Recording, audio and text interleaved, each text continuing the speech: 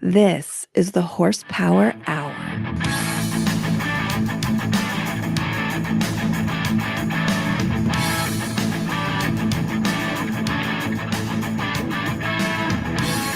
Yes, hello and welcome to another of the Horsepower Hour, the only podcast with a salvage title. Joining me as always is the somehow even handsomer Skids4Kids in Masterson. How you doing, buddy?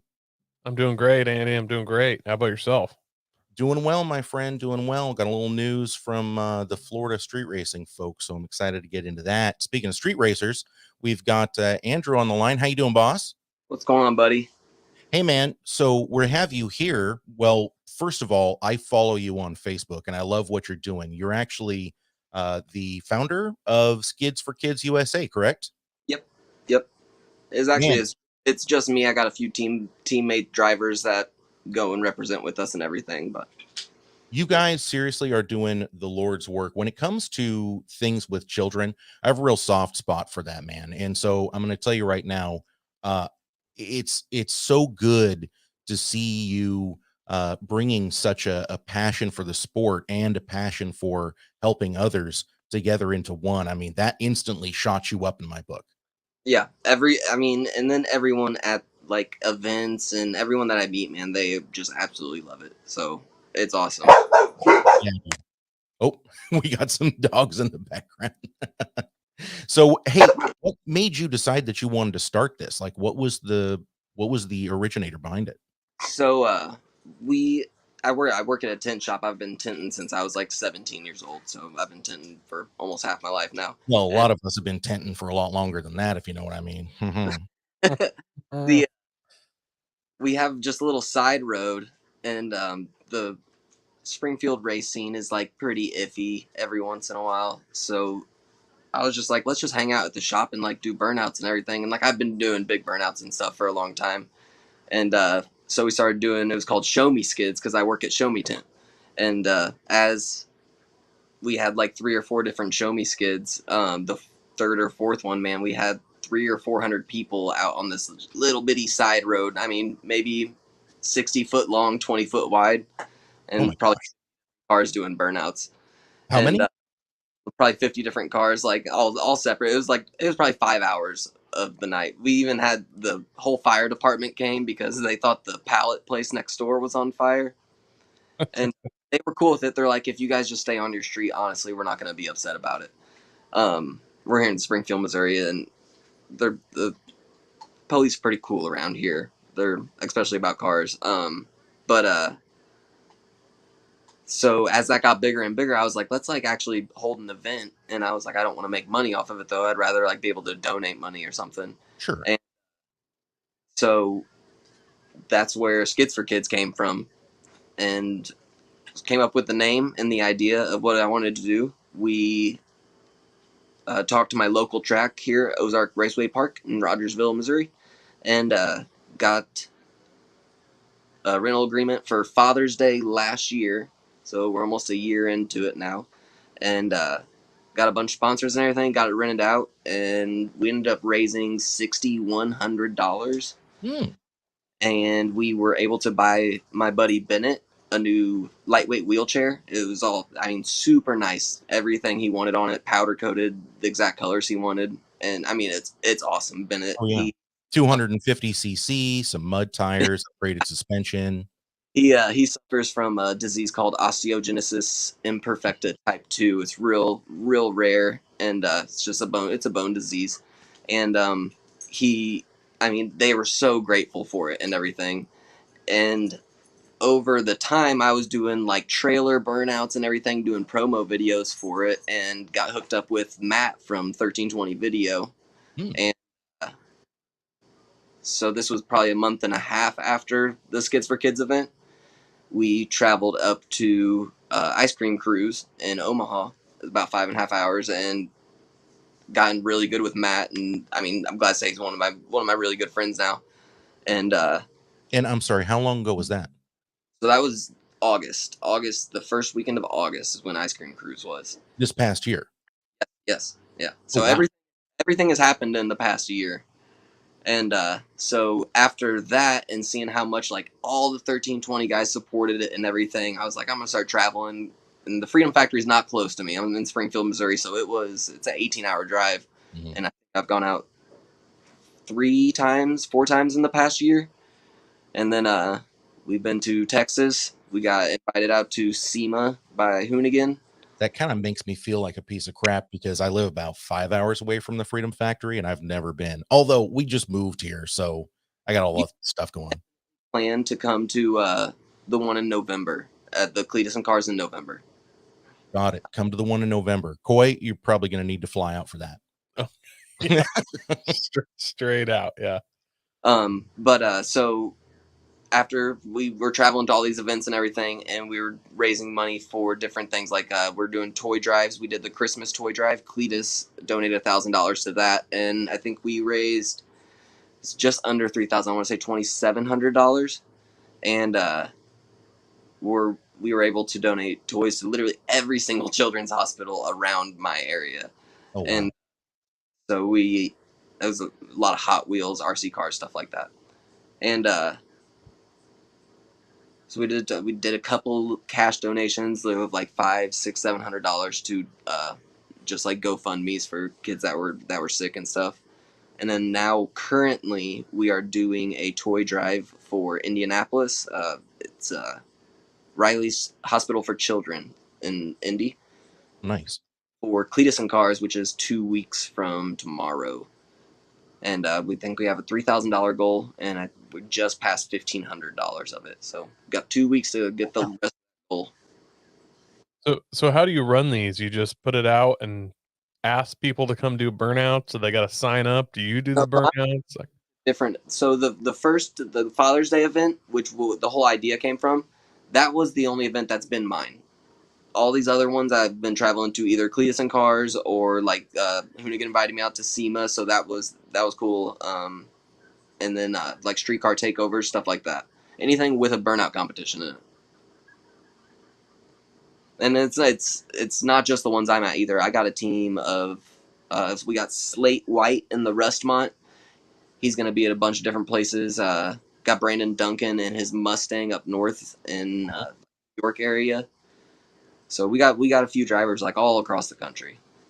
That's wild, man. That's seriously impressive. I mean, really Awesome. impressive. I mean, it's guys that are just because the burnout culture is way different than the street racing or drag racing culture. Mm-hmm. No one really goes to an event being like, all right, I'm gonna break or win, and that's, I mean, every time I go to an event, I plan for my car to blow up, and if it doesn't, it went better than planned. All right. I mean, that's a noble way to go, especially when you're running an LS in a rig, because you probably got it out of a junkyard and it probably had 400,000 miles on it. And now you're spraying 300 shot of nitrous down the gullet of it. And so you've effectively taken this truck engine that made 260 horsepower. And now it's making 500 at the tire. So, I mean, if it lasts the event, yeah. And just, blow it up and get another one, right? Yep. The truck I got now, it's a fully built, like pistons, rods, everything. And really? Yeah, but it gets so much wheel speed that I can blow a set of tires faster than it would get too hot. So I've got a photo of it up now. You call your truck Burnt Toast. Yep. So give us the basic rundown here, man. What kind of truck is it and what do you have done to it? So it's a 01 regular cab Chevy. It's a 6.0 LQ4 block with diamond rods, eagle pistons, something like that, and then a BTR Stage 2 truck cam. And the whole motor was originally built by Dixon Racing Machines in Oklahoma, and it was just rebuilt, new bearings and piston rings from Marty's Machine Shop here in Aurora, Missouri. And then the transmission is 4L80, fully built by Daryl Gott in Arkansas, with a Jake's trans brake on it. Oh. And then a True Track rear end with 456 gears. So fourth gear all the way pinned out is like 180, 190. Holy crap. Now I know why you're burning through tires so fast. Yep. It runs through gears like nothing. So I don't That's- know if you remember these. I think it was Nitto made tires that when you burned out would burn colored smoke. I think they Like- still make those. Yeah, Highway Max is the place to get them nowadays. Nitto quit I think Nitto got sued because they were like encouraging burnouts or some. There was some kind of litigation, but you should try some of those. I'd like to see that at that speed. Like I said, I got that teammate Slate. He runs a page called Skid4Kids, and he gets us like 8% off colored tires. So I'm gonna try to get some for either free car event or ice cream cruise. All right, now you're Yes. talking. Yeah. And hey, there's a video here that you posted, and I want to just run through it real quick. Because man, you are really, really chewing through these tires. Oh, and that's pretty loud. Let me turn that down a little bit. Here we go.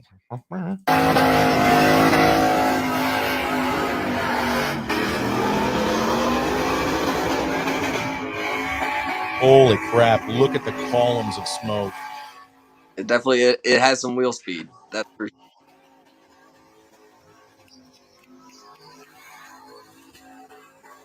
That is awesome. And you're not just sitting in place. You got room to move around too, which I like. Well, that's how you win. So the Cletus and Cars events are judged off 3 things, and it's instant and constant tire smoke, driver skill, which is like how much of the pad you use, or use of the pad is number 2, and then driver skill is number 3, and that's like little wall taps, how gnarly your tip in is and everything. And then just having wheel speed the whole time. So right now the tires are both blown up, and my wheels are just spinning inside the tires. Well, we've only now just been able to see you, so clearly, like you went through rubber fast. Yeah, but they did have like one little burnout on them beforehand, but Mm-hmm. I pale to think of what you think a little burnout is probably a massive burnout that I would be like. So you're probably And so, what are you thinking that this thing is making at the tire? I'm going to guess maybe 450. you're about exactly right. Yeah, because I'm just thinking about A little bit heads. lower, 400. Oh, closer to 400. I'm thinking heads, a stage 2 cam, and those forged pistons. I don't know if they're higher compression or not, but Slightly, but nothing to make a big difference. yeah. It was originally built to be a nitrous quarter or 8th mile car. Oh, gotcha. Okay. So we do have Darwin in the comments. He's asking how you can even see to not hit the walls. I know you couldn't see in the video, but I have also a giant Skids4Kids sticker across the windshield of it too. This sticker's dangerous and inconvenient, but I do love Skids4Kids. So we go out there and like I'll walk the pad. It's always a different shape at Cletus and Cars. He always does it differently, but I'll always go and walk the pad and everything. And I mean, honestly, when I go in there and I do my initial tip in, I forget everything and just I know what I'm doing. You know, it's hard to explain what I'm doing while I'm out there, but I know that if I look out here and the wall's a little bit further away, I can go this way. Okay. So, all right. Hey, that's fair enough. is there any science behind, like, are you like, well, for this burnout, I need to drop down to 15 psi so my tires last longer? Is it, or do you Or up the air? What was that? the more the better. The more psi, the better, because the louder they pop. Oh, you want a loud pop? So see, I was thinking make them so they wouldn't pop as soon, but that makes sense. Less traction too. Yeah. I'm guessing Seth Kavanaugh is a friend of yours. Yep. He said, "Sorry, I'm late, Dad." He drives the lift wagon, and it's an old Chevy wagon. I want to say like 70 something with Yes. block in it and stuff. Oh my goodness, Blew it up last month, so he's not too happy about that one. But man. All right. Well, when it's back up and running, Seth, you have an open invite to come on and talk about it because I love wagons.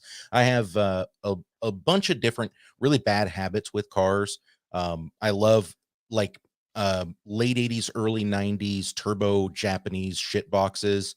I love 4-wheel drive vans and I love fast station wagons. There's just something that is indescribable about a fast station wagon. Anything like between 2001 and 2008 Chevy, and then anything 70s Toyota. Like my build, I definitely want to do like a 73 Corolla with a giant LS like the truck has right now. Because the smaller the wheelbase, the faster the more tip-ins, like the faster tip-in you can do and spin your car. Have you ever seen a Toyota Stout?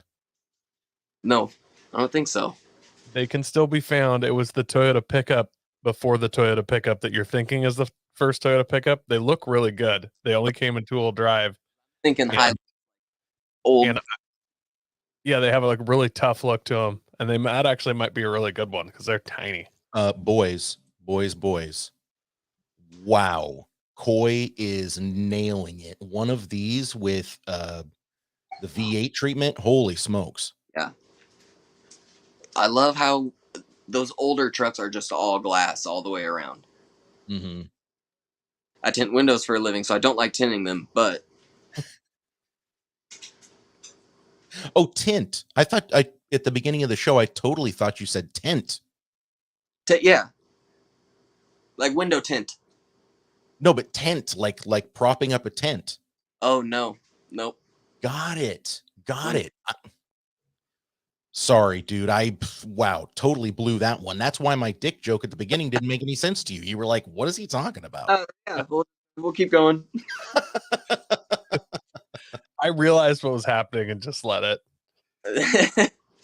And don't worry, it's not the Missouri accent. I think my ears are just getting bad now that I live in the South. Well, guys, we've got a lot to cover today, but I did want to officially announce that I got my first, albeit pathetic, street racing kill here in the Mexican part of Florida, in Mexico, because obviously I drove to Mexico first. There was a Hyundai Genesis. Sounded good, had an exhaust on it, manual, driving like a total asshole through traffic, and we ended up next to each other at the stoplight. And you know how it goes, Andrew, when you've got certain pickups that are being made these days, there's a little bit of like a sleeper mode you can go into. So I reached down, turned my boost controller up, reached over, put it in 4-wheel drive high, went ahead and started boost braking it. And then I looked over at him and let my blow off valve go a couple times. And he just looked over at me and went, and for those of you on audio, he kind of scrunched his face and nodded like, oh yeah, I'm about to roast this dude. Well, clearly, I mean, the light turned green and he was no longer there. And it was just one of those weird things where I haven't really found an opportunity or really found the necessary moment to roast somebody with my turbo farm truck, but it's still a W is a W. He knew we were racing. It's not one of these Vin Diesel things where it's like I honked him off and he didn't know what was going on. It was fair, it was crisp, it was clean, and I'm riding on that high right now. Yeah, that's a win. I drove a Genesis for a while, man, and I mean it's a nice, fast little car, but the people that drive them are like the Nissan Altima drivers. They're not that fast though. Oh, they're quick for what they are, but not fast by any means. Yeah, exactly. Coy, speaking of, do you have any updates with your MR2? Is the roll cage any closer to being done? Absolutely. Well, I did a little bit, but not really. I started dropping the fuel tank, but I'm like 18 minutes closer than I was last time. Literally. I bought these off-road RC crawler cars, and me and my boy are making a track in behind our house, so it's kind of been occupying my free time right now, but that's fun though. It's fun, and I'm sure when he grows up he'll remember that, but he won't remember me in the shop screaming, cussing, trying to put a roll bar in an MR2. So for that too, but he probably will because he learned some explicitives that day. Yeah. And so, Andrew, now it's your turn to tell us about what your daily driver is, because I doubt it's burnt toast. No, so I got a 06 Chevy Vortec Max truck, so it's the 6.0 aluminum truck, heavy half truck, and it's got just it's all black with some red 24s on it to match the red and black Corvette. Any other projects beyond your daily truck and your burnout truck? and I have the Corvette too. Tell us about it. I blew its head gaskets at SEMA, or one of the head gaskets at SEMA, and then I actually think I took it to the Freedom Factory and did the competition on blown head gasket. But it's torn apart in the shop right now. I'm just putting head gaskets in it, throwing it back together. Got it. But I would like to get like I said, the early '70s Corolla with LS. Yeah, that's the next project. That's the next project, huh? Yeah. Nice. Cool. Well, hey, we got a couple more questions that came in. Darwin Bonk asked, can you hook a handbrake up to just one front tire to create a pivot point for burnouts? I mean, I guess you could line lock it. I don't have no rear brakes. Like, I took the calipers off and everything, blocked the lines on Burnt Toast and the Corvette, actually. But I don't think at a certain point, it's just a fire hazard because you're holding the brake pedal down anyways. Like, why do you need brake pads in the back? That's what you definitely don't want to shatter that caliper. Oh, yeah. Yeah, for sure. For sure. Well, cool, man. I tell you what, I wanted you to hang out for the entire show. And if you're okay with that, we'd love to get into the news. Yeah, I can hang out for a little bit. I gotta go to dinner here in like 30 minutes, but all right, yeah, hang out with us just through the news, and then when you got to go, you just let us know you got to go. All right, cool, awesome, man. So first up, this actually comes from Chevrolet's Twitter. Now, I'm not using Twitter right now. I don't know if the whole Elon Musk thing is going to bring me back to Twitter. I doubt it. So, Elon's a friend of mine. I talk about this often. I went to a community college together with Elon, and he's tried to include me in some of his schemes. And, he approached me with this whole Twitter thing, and he's like, you know what, buddy, we're taking the company private, but I am looking for investors, and I could try to get you in on like the very bottom level. And I was like, bro, that would be sweet. I cannot wait to be a part of this. What's it going to set me back? And he said, if you could come to the table with just maybe like 900 million, I think we could get you in at that very base, like bottom level.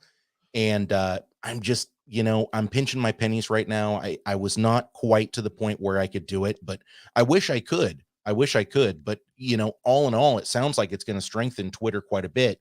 And I'll tell you what, Chevy is still using their Twitter. Let's see if we have sound on this one.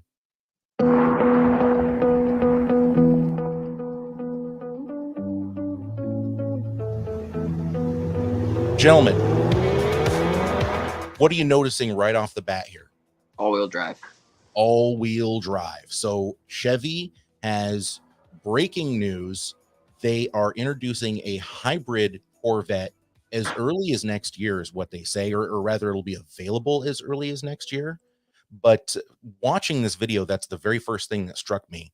They're doing a hybridized system with electric motors on the front. And I got to tell you guys, the C8 Corvette seems pretty damn good straight out of the box. This thing with a hybridized all-wheel drive system, are we talking about maybe the return of the American supercar here? Oh, 100%. Honestly, in my mind, the C8 was already an American supercar. I mean, for the price, it can't be beat. Mm-hmm. I mean, honestly, like you were just measure performance versus dollar, it can't be beat. And Corvette's been that way almost always, but this hybridized system, depending on what kind of premium they charge for it. Mm-hmm. My only disappointing part is you could get the aero package with the new ones, the C8s, where it was like vented from underneath through and out the top of the hood. I'm assuming with the hybrid system, you're not going to be able to get that. And I just love that look. Has like a old school Ford GT look or like mid 90s Le Mans car look. And I loved that. Yep.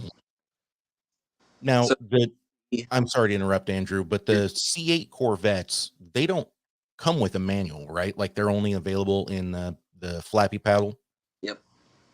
Right. So what we're probably going to be looking at then is a generator system hooked onto the existing a style of the existing transmission, battery packs in the floor, and probably a Tesla style motor taking up that frunk. I hate that word frunk, but I'm guessing that we're going to lose some or all of the frunk for the electric motor to go into. What do you think? So I think what they're going to do is lose the actual, because there's a trunk behind the motor, right? I think that's where they're going to lose most of the stuff and just maybe have a single motor up front and then a single motor running the transaxle in the back too. So I don't think they'll lose a whole bunch of space, and I honestly think they'll be able to keep both of them. You And could be right. Have they officially said it's a hybrid, or have they just said electric? It's a hybrid. It's a hybrid. The plan is to bring an all-electric version out, but they're starting with the hybrid first. And so they're delivering the Z06s now. There's no prices on them yet, but then they released the ZR1's going to be 850 twin turbo. And that's crazy. I mean that's the amount of horsepower is insane. Crazy. If you do a ZR1 version of the hybrid, that's going to be a 1,100 horsepower all-wheel drive. I mean, instant. That's a hypercar. Yeah, it's a production vehicle from Chevrolet that's making 1,000 horsepower. This is the one part of the whole electric car movement that I'm behind, because just being able to add a motor somewhere, a couple batteries, and then gaining literally the fattest fucking nitrous shot you've ever seen in horsepower and all-wheel drive, like, it's just, that's one thing that I'm actually happy about. The Prius and the IQs and the Hyundai Ioniqs and stuff, like, they're all nice cars, but as a performance person, like, that's always in the forefront of my mind, is like, if I have to get an electric car, how do I get an electric car that's not going to cost me an arm and a leg, maybe still be practical, but still be fast, real fast? Yeah. I envision a future where, the car guys like modify their speed controllers, put some big cooling fins on it, and then have a big red button on the dash. And they're like, here's the deal. This is good for 30 seconds. I overload that speed controller. I get 400% more power for that 30 seconds, and my battery is almost dead. But like, that's how I see the future.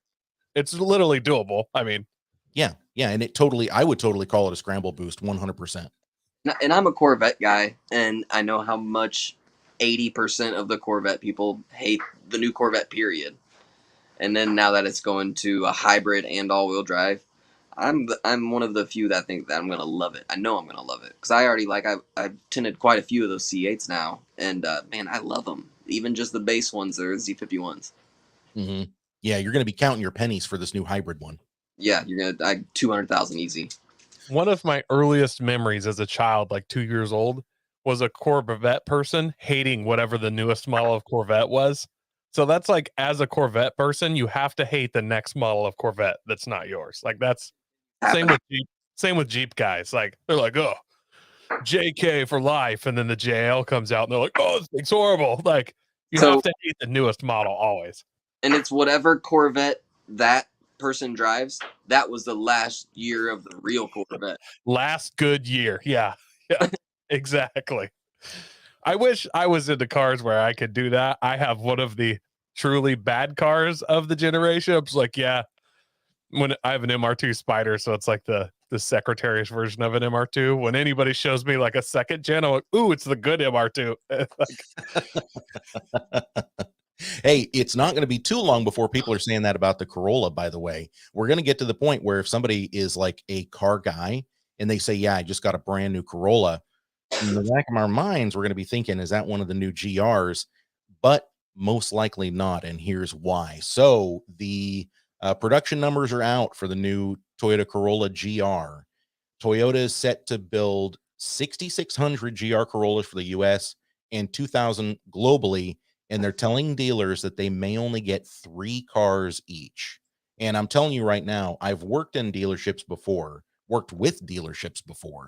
and there are dealerships that are going to be wheeling and dealing, and they'll get more of these than other places. And not only that, I think we're also going to see the problem that the Focus RS faced, where they try to put a $20,000 premium on it and won't let anybody test drive it. Does it make me a horrible person that I actually am way more excited about this than a 1,000 horsepower Corvette? I don't know about that one, but I'm super excited for that. it looks Tiny thing. for a hot hatch. It All-wheel makes drive. things a little more tangible because you know that you'll be able to roll into a dealership with 40, or actually probably 50 or 60 if you're not on the wait list. This makes me tempted to buy one and see if I can just immediately flip it. If they're only making 6,000, I feel like I might be able to turn a profit. Not 100% sure, but Instant collector's item though. well, I need them to tell me how many they're making next year, because if they're only making 6,000 this year because everybody's backed up, but once they kind of catch up, they're going to make 30,000 next year. Then Yeah. no, I'm not. I don't want one to resell. But if they're only going to make like 6,000 a year, man, that's not very many. And coming back around to the Focus RS, you don't want to make the mistake of, yeah, I got one of the first ones. Oh, is that the one where they put the wrong head gasket on? That's a Ford Performance for you. Yeah. But you get what I'm saying, Andrew. Like it's a toss up. It's like buying the new iPhone when it very first comes out. The 06 Corvette, C6 Z06, the heads fall apart pretty much. Yeah, see, that's what I'm talking about. With these super low production numbers on these cars, I do think that there's going to be a real push for them. I do plan on going and looking at one of these because, again, I'm living in Panama City, Florida now. We've got some massive dealerships here. Hell, I might even have to drive over to Pensacola or up to Tallahassee, but I want to get my hands on one of these. And my assumption is that Toyota dealerships are going to be trying to keep these in their showrooms as long as they possibly can. Yes, no? Yep. I mean, it can't hurt to have it in the showroom because, I mean, they'll let people buy them that will let them be like, okay, well, yeah, we can store it at the dealership. Mm-hmm. Yeah. I'm going to get out of here. Oh, right, you gotta go. All right, my friend. Thanks so much for joining. Hey, give us your links before you go. Yeah, Skids4Kids USA on everything. It's Skids4Kids on Facebook, Skids4Kids USA on Instagram, and Facebook and Instagram. All right, YouTube. perfect. I'm on YouTube just for little update videos. Those links will be in the podcast description, everybody that's watching and listening. So please do click on those. Andrew, thank you so much for joining us, my friend. Appreciate it. And there he goes. Well, Coy, we got one more news article, and I think this is one that you're going to like, my friend, because this has kind of tickled your fancy a little bit. I almost thought about making it an Overland AF, but it's good news. I think it's good news. So you remember the startup Canu? I do. I'm a fan. Yeah, they're making the modular EV platform where it can be a van, truck, box truck, and it's it's pretty good. I mean, they're planning on 600 horsepower, and they're planning on excellent battery life. That's what they're projecting. So Yeah, for those that don't remember when we talked about these before, or you just have never heard of them, they essentially describe it. They're building an electric car, just like a skateboard, and then they will put whatever body on it. And even after you've bought it, you have a truck and you decide you need a van, you can go in and trade in the truck body for a van body. I think it's a great idea. Mm-hmm. I do too. And hopefully, if these can kind of be bought and sold and not too many of them wrecked, and they have a good electrical system and stuff like that, I mean, you could see service lives on these that are extraordinarily. Absolutely. And I can see people in the future putting other chassis on there. Like there's no reason you couldn't put a mid 90s, Ford Ranger or something on this. So this chassis could possibly carry a lot of the bodies into an electric future years from now, that when gas is kind of phased out or it's too cost prohibitive.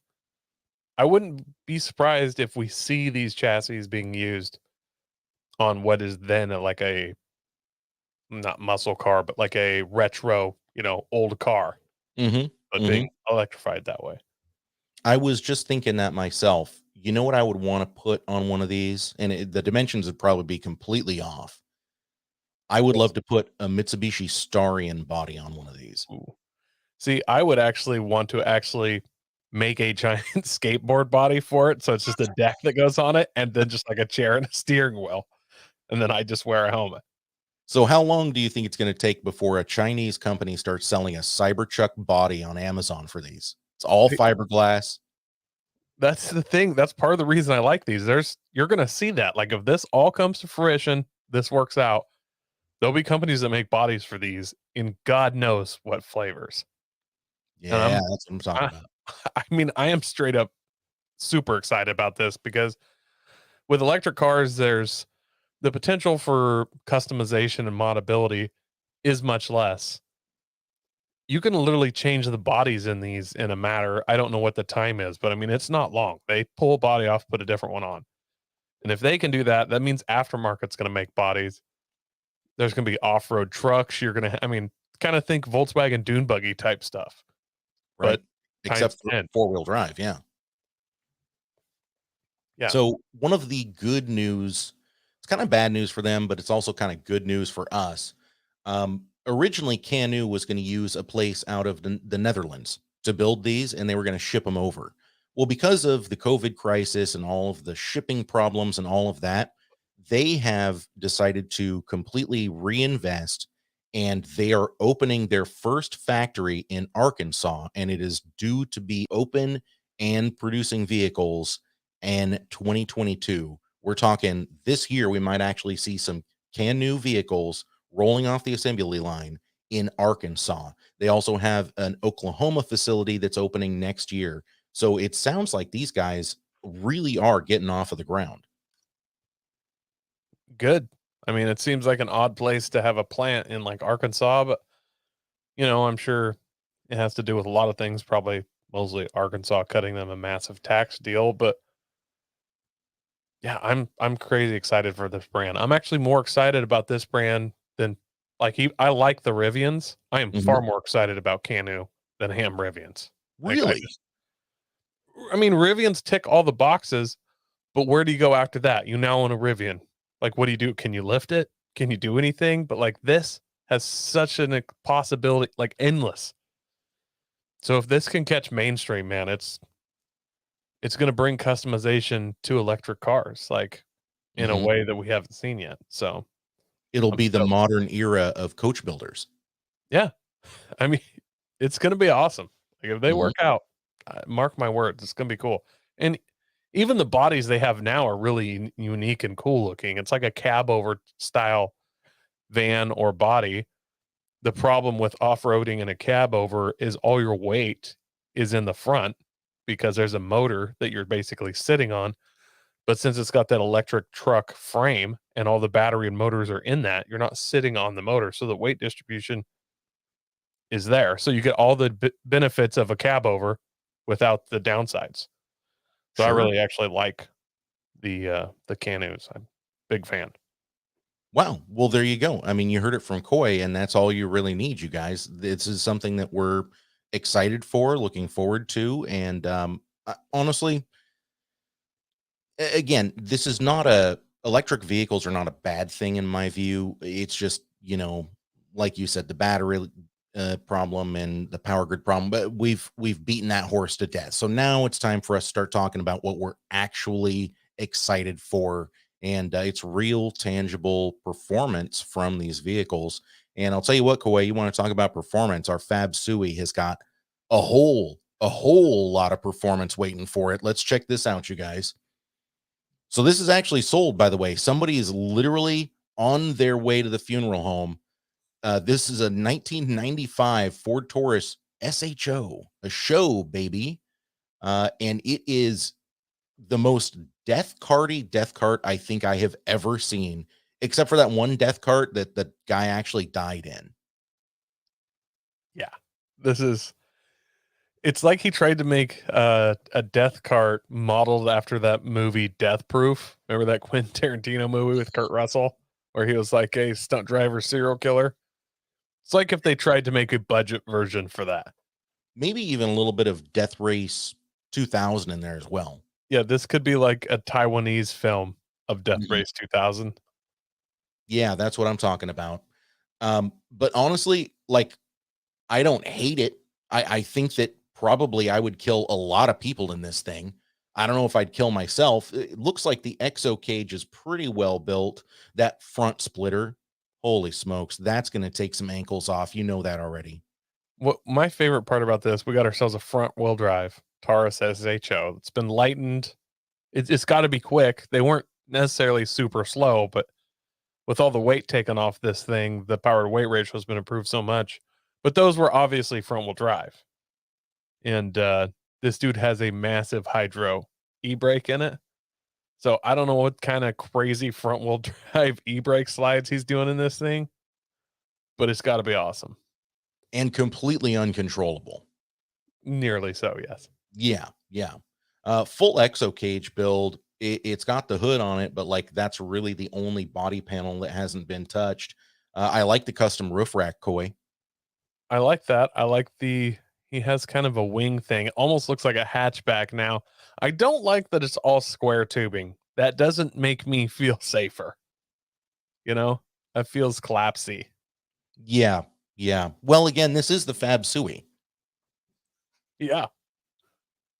Just the factory seats, lots of sharp edges. Is this like, what am I seeing here on the dashboard? Is that metal on the dashboard? I'm not sure. It's hard to say. That's kind of looks factory dash, but it might be some sheet metal bent thing with pictures a little grainy. I can't quite tell.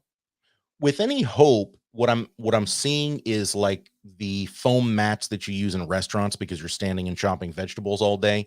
That's what I hope that is, because if that's not what that is, then I'm guessing head trauma is going to be the least of your worries in this thing.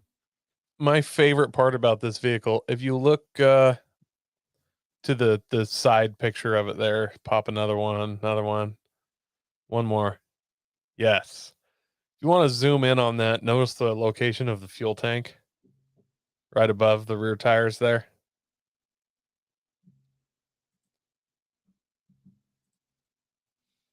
Let's zoom in. Right above the rear tires. Yeah. Enhance. Enhance. Digitalize. Enhance. Zoom. Enhance. Yeah, there's a connector for the gas tank that looks like it's been kissed by that rear tire a few times. It does look that way. The back seats on this are literally held up by that fuel tank. They lean against the fuel tank. Mm-hmm. It's amazing. That is going to be a spectacular fireball when it goes off. Aaron Samuelson says enhance. Enhance. That's what I'm talking about. Look, Koi. Wow. I mean, you know that show 1001 Ways to Die? Yes. They modeled it off of this car. This car is why.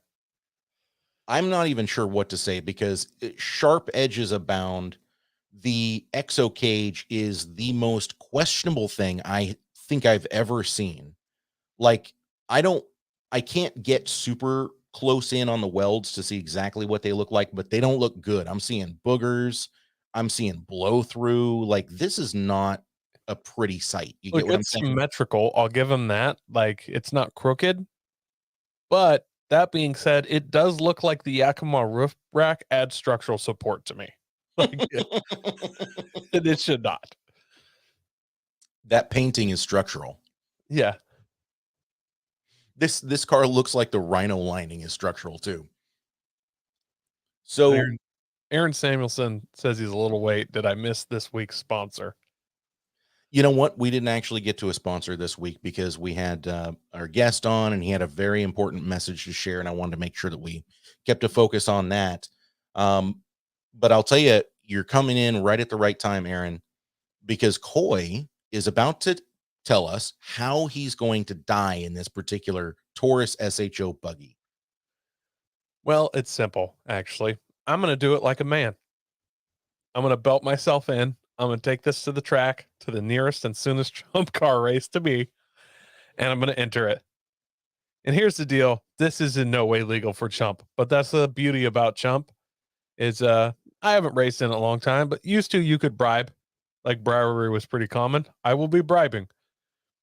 somebody's going to drill this cage and point out that square tubing is not structural and that I need a real cage, I'm going to bribe that guy too. Mm-hmm. At the end of the day, I will be on track with this car. Yes, I'll have to get a fire extinguisher, a seat, a 6-point harness, and a real helmet, but I'm taking this out there as is. This is probably faster than all the other cars on the track at this point. Well, probably so, because the tubing on this looks super thin, so I don't think it added as much weight as he took off with all the body panels. Oh, absolutely. So, and it probably handles pretty darn good out there. Like, it has no weight. Mm-hmm. So I'm going to get out there on track, and I'm going to be in and out of traffic constantly. I'm going to be passing inside, passing outside, ducking, dodging, weaving. This thing's basically an open wheel race car at this point. Here's the problem, Andy. The best thing about open wheel race cars, when the wheel can get up on something. That's the danger of an open wheel. You know what I'm saying? We've all watched F1. We've watched Champ. You get that wheel up, pretty soon the car's in the air. So I'm probably going to be ducking in and out. There's going to be some car there. I'm going to catch the rear bumper, wheels going up. I'm going to go down the track sideways. My helmet on the track, just grinding down. That's when this sweet rear wing, I catch the back of a Thunderbird. All right. Thunderbird painted like an orca. And then I'm going to get really airborne. Now, luckily, not a lot of people watch Chump Car. It's really just the drivers and the teams there. But I catch enough air, I actually get over the pit wall into the pit lane, Andy. Oh, no. That front splitter, it cuts straight through the safety net. Well, that front, there's no safety net, man. It's on the inside. You know what I'm saying? So that front splitter, once you're in the air, shit acts like a wing. Like, I actually am flying through the air. And I'm coming down pit row. You're just seeing those pop-up awnings just explode in the air. Gas cans are all through there. I'm just going through pit row nonstop. All the cars are on track. There's no cars in the inside wall of pit row. So I'm just blowing through the pits, tumbling with this thing. Parts, wheels, everything flying off. I've died long ago. Like, as I slid down the track, it ground into my skull. I'm gone. I make it through about 15 cars, car spots, stanchions. There's all their teams standing in there. And I'm sad to say, but probably children, honestly. Kids come to watch this. They should be. I wish the Special Olympics people came to watch the race, and that's just, it's bad timing. Look, it was the Halloween race, and Toys for Tots was there getting ready for Christmas. Like, it's not good. I rack up a serious body count with this, Andy. 20. An even 20. 19 others, 20 counting myself. All racers and all at the track. So fair is fair. Like, that's what they died doing, what they loved. Screaming as a gutted Ford Taurus took them in half. Wow. I always love it when people say that. Like, yeah, my buddy who was skydiving, parachute didn't open, just dropped right in a plowed field, just flattened him like a pancake. But at least he died doing what he loved. And I was like, I thought he loved skydiving, not screaming as he swan dived straight into the dirt, but whatever, Yeah. I heard someone say somebody they knew died scuba diving. They're like, well, at least they died doing something they love. And I was like, oh, drowning? They love drowning? Like, I don't think that's what they loved, but whatever. It's going to be a different story for me, because everybody's going to know that I died doing what I loved, which was screaming "fuck" at the top of my lungs. You know what I'm saying? Yeah. Well, so you've beaten me handily. I feel smited or smote. Okay. Because realistically, for me, here's what I'm going to do with this car. I'm going to go and buy it, and then I'm going to road trip it across the country, because I need to park it at your house. Like, obviously this is an Oregon. It's from North Carolina, but this is a very Oregon vehicle. It looks like a wood chipper. So, clearly it needs to be in the Pacific Northwest. And you and I are going to be out. We're going to be bombing down some back roads in BLM territory, Bureau of Land Management. Yeah. And we're going to be bombing down some dirt roads, and we're going to find a crest. And it's the most perfect crest, Coy. You're going to be like, oh shit, this is going to be amazing. You're in your FJ. It's the chase car. You decide to have a little fun. You go over the crest. You get maybe a foot of air underneath of the tires and come back down. You're like, dude, you've got to try this in the Death Taurus. You have to. And I'm super excited. And I'm like, oh yeah, this is going to be amazing. And like you said, these are not necessarily slow cars. And me being excited, and obviously, I'm trying to keep up with you on the coffee drinks, and you're a coffee drinker. I'm doing like 1 cup a day. I've had maybe 6 cups. And so I'm vibrating. People that are not on video, listen to the podcast. My hands, they're shaking. They're shaking so fast. I feel like the Flash. My hands are almost invisible. They're shaking so fast. And so I can't control my heart rate. I can't control my foot pedal. And before I realize it, I'm doing 100 miles an hour towards this crest, and it goes up. And because of the wing and the front splitter, this thing stays amazingly composed through the air. And what feels like forever, I mean, I must be in the air for 3 or 4 seconds. The problem is it's a crest that's actually going down into a valley. And when I land, are you noticing in the photo here, Coy, where the square tubing comes down to a point against the non-reinforced frame of the unibody of the car? Yes, the door sill. Yeah, I see that.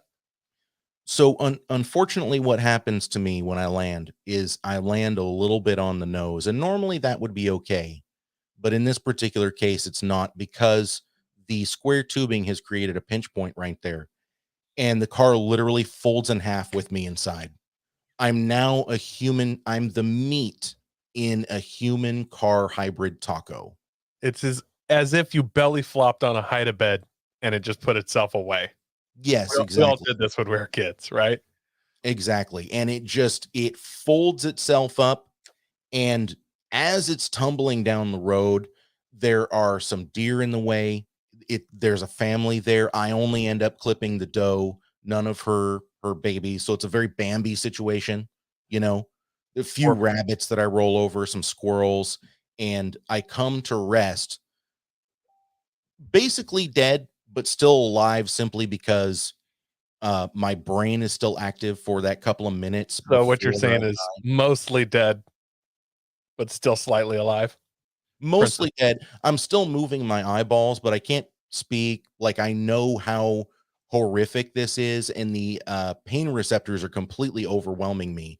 And as I'm laying there in this, not laying, I mean, I'm trapped in this crumpled up thing, I look over and I see some mushrooms, and I think, well, hopefully that'll just put me out of my misery. And so I reach my neck over. I'm not really reaching my neck, I can't move, but like my lifeless head kind of flops over, and I'm able to ingest these mushrooms.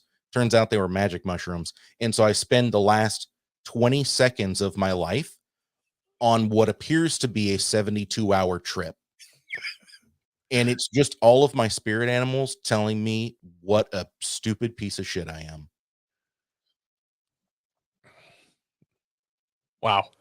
Yeah. And then when I get to heaven, St. Peter's like, well, you're not necessarily a bad person, but you're not good either. So you get the room next to the ice machine for the rest of eternity.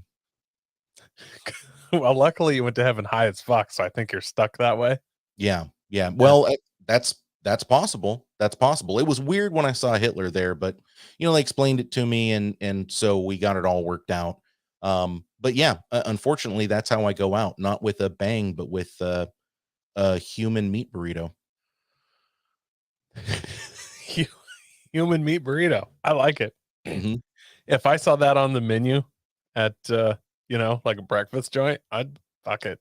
It wouldn't be a breakfast joint. It'd be a taco truck. You know that as well as I do. It'd be the only taco truck in Portland run by a white guy.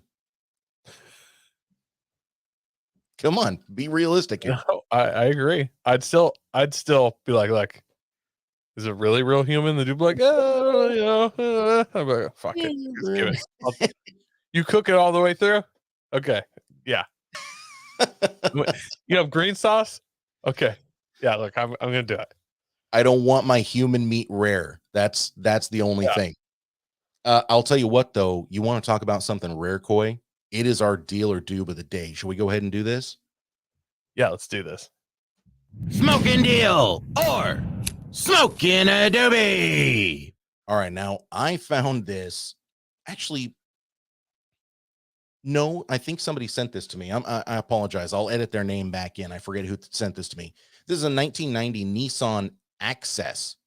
It's AXXESS. I didn't even know that these were a thing. I had no clue that these existed. It looks like a Dodge Colt minivan or a Mitsubishi Expo, doesn't it?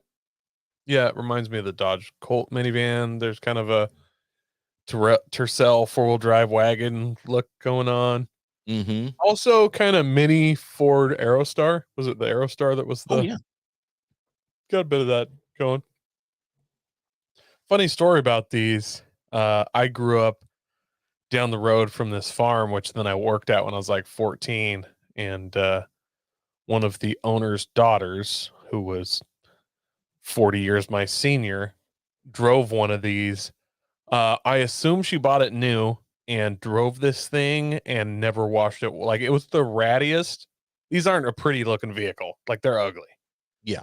This one was the most, like, it looked like it was a logger's, like, crummy work truck, like it was delivering loggers to landing every day. It was like a maroon purple and was ultra beat up. And when I saw this, I just now realized, I was like, oh yeah, that's what that was. That's the last time I actually saw one of those, was back then when I was like 14 years old, and it was the most beat up piece of crap car ever. And it turns out these are kind of a rarity. Yeah, super rare. There's probably some S13 boy out there like screaming his head off because you're talking about that. Especially something like this. Believe it or not, Coy, this thing's got Panasports on it. I mean, I love Panasports, don't get me wrong. And I understand they only made 8,000 of these. So your choice of colors is limited, but this is the one you chose, like champagne and gray, two-tone. I would almost say like gray brown. It's super bad. It's ugly. And then he matched his Panasports to that. That motherfucker commits. Like, yeah, women should date this man because he commits hard for the long term. You know what I mean? On weird shit. Like, he will put up with your weird stuff because he put Panasports on the world's ugliest Access. In good condition, but I mean, still, like, he committed. If you can't handle me at my dirty brown gray, then you don't deserve me at my champagne beige. Exactly. All right, so let's go through the seller's description. I have for sale an extremely rare Nissan Access, only brought to the U.S. for the 1990 model year, roughly 8,000 made. Not many have survived. The drivetrain's from the 240SX. It's 2.4 liter four cylinder. It's probably the single red cam, so it's the KA24E, I think. 4-speed automatic transmission, of course. I mean, as most worthwhile 240s are these days. That's why this is a survivor, right? Yeah. Dual sliding doors, power windows, locks, and mirrors, and a large sunroof. Has AC, but not currently working. Of course it doesn't. Why would it? I do know that it's out of refrigerant. That's because there's a hole punched through the condenser. Let's not play games here. Has era correct Panasport wheels, which are rare and worth roughly $1,000 by themselves, with new tires. Clean title. Thanks for looking. How much does he want for, Coy? $3,800. $3,800, making this possibly one of the cheapest stock S13s on the planet. I have to say, though, are Panasports really considered rare? I mean, they're a Maglite knockoff, but when somebody says Panasport, going back to our fake sponsor of a couple of weeks ago, Real Wheels, when somebody says Panasports, they think of those as like the real wheels, even though those are replicas of Maglites. What I'm saying, though, is can't you go buy brand new Panasports right now? Mm-hmm. So that, I'm not saying they're not real Panasports. They're not rare, because I can just go get online and order more Panasports right now. Sure. Therefore making it not rare. Like, as of this moment, there's an unlimited supply of Panasports, right? This might be one of those are they real Rotas situation. I just saying, like, if they still produce them and I can call and order one, that means I can call and order 50,000 of them. Like, in fact, I'm sure the company would be super stoked if I did. So that makes it then not rare. Yeah. No, that's fair enough. I mean, I completely agree with that. Now, we got to talk about again just how ugly this thing is, but whether or not that brings some nostalgia. It brings a little nostalgia for me, but not like collectability. In that I'm like, ooh, I've always. I just put it this way: I am into Previa minivans. We all know this. When I look at them, though, when I see a champagne one, I'm just like, ugh, ugh. On the other hand, I see a white one or a black one or a dark blue one. I'm like, yeah. And then you see a maroon one, and you're like, I don't Hmm. really like maroon. But the champagne beige ones, I'm just like, ugh, swipe, you know? Swipe left or swipe right, whatever it is on Tinder. I get you. Yeah. Okay. So look, I get that champagne was popular at one point, and then two tone was as well. But man, this thing's hideous. I respect that it's in such good condition, though, which almost makes it look like they repainted it, which I don't see how they couldn't have because every car of this era Are had you clear seeing the? coat issues. Yeah, and this clearly has clear coat issues. Does it? Yeah. Oh, the paint looks good, but I mean, I'm looking at a really small picture of it. But Yeah, so if you look at this first photo that's up, it's got some pretty serious clear coat issues, but I I don't know. I mean that wouldn't necessarily turn me away from it just because I mean like you said, every vehicle of this era had those same issues. yeah, I don't know what the clear coat problem was of this era, since the clear coat from much older cars was fine. It was just like that 1986 to what 97, like just the clear coat flaked on everything. Didn't really have anything to do with brands, models. It just all flaked. Every single one of them, they all had those problems. I don't really know why, but I bet you if know, somebody like actually looked into it, there was probably one person at DuPont that was like holding the measuring cup upside down and just fucked every single ounce of clear coat that went to every paint supplier. yeah, I have no doubt that you're right. So I'm looking at some photos off screen just of the Nissan Access, and I'm not 100% sure what this guy did with his photos, but these things are even uglier than in this photo. Like something's he's doing something here. Let me pop this up. I mean, can you see that, Koi? Can you see how ugly this piece of shit is? Oh, it's ugly. Yeah. Oh, it's real ugly.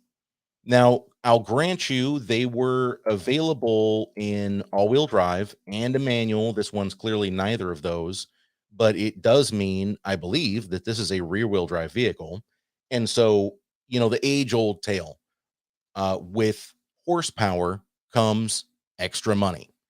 So, what I would love to see done with this, whoever buys it, I would love to see them swap in like an RB, uh, or something like that, or shit, man. We were just talking to Andrew Angeli. You wouldn't be able to keep a hood on it because this thing is way too sloped and slanted. But imagine if you could fit a 5.3 in that with the ugliest, stupidest looking bulge in the hood that you've ever seen. I would love something similar, but I mean, I don't think you're going to fit a RB in it. Um, at $3,800, that means this dude will do 35 for sure. Like you said, that's the cheapest 240 in the nation. It's also the ugliest. There's somebody out there that just wrecked their 240 or is selling it that has garages full of 240 parts and could SR20 swap this and have it at 400 horsepower of turbo 2-liter tomorrow. And that would be a crazy, crazy sleeper. Slash, can you imagine just showing up to a drift event and a dude just start throwing it down in a Nissan Access? It would be kind of awesome, but if he came out and was trying to drift in a stock one of these, not awesome.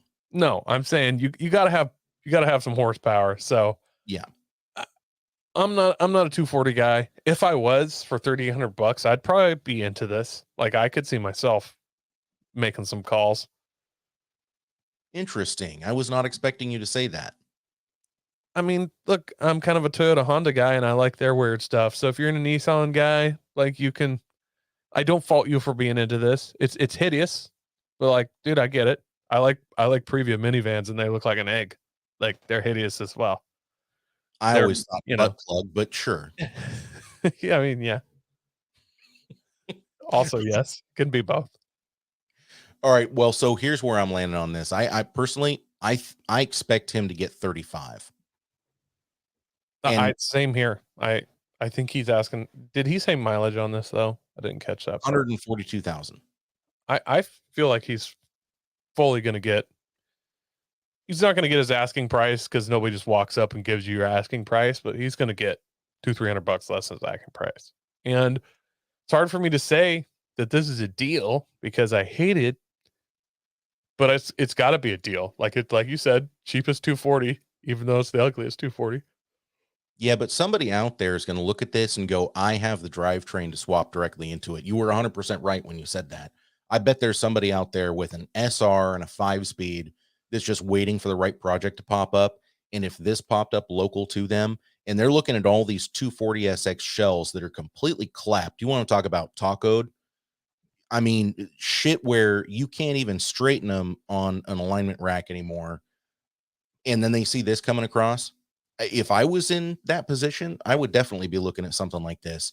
Now, would I want to do it for $35, $600, $700, $800? Probably not. I think my dollar on this, if my neighbor had this sitting in his side yard. Now, this is me speaking as a non S13 240SX guy. I think I'm in it for 1,500 just because it's weird, it's quirky.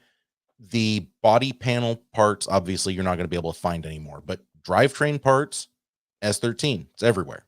So I do think that you could probably keep this on the road for a long time, and it might even make me a Nissan guy because if I pick this up for $1,500, you better believe I'm going to start looking at swappable motors. So, like we said, I fully believe this is a deal or approaching that. It's hard to call this a deal, but I mean, it would be a deal to a lot of people. Let's call it a soft deal. Well, I mean, it's a deal to the right people. Like he's going to sell this for sure. Mhm. Now, if you just come up and say, I need a car, I got $3,500, I'm not going to point you to this. But to the right person, this is a good deal. So for me, first of all, if this was local to me, I have to say, if this was in Oregon or Washington, I would be calling some buddies that are Nissan guys, like, hey, have you seen this? Like, I would be throwing it out and letting some people know.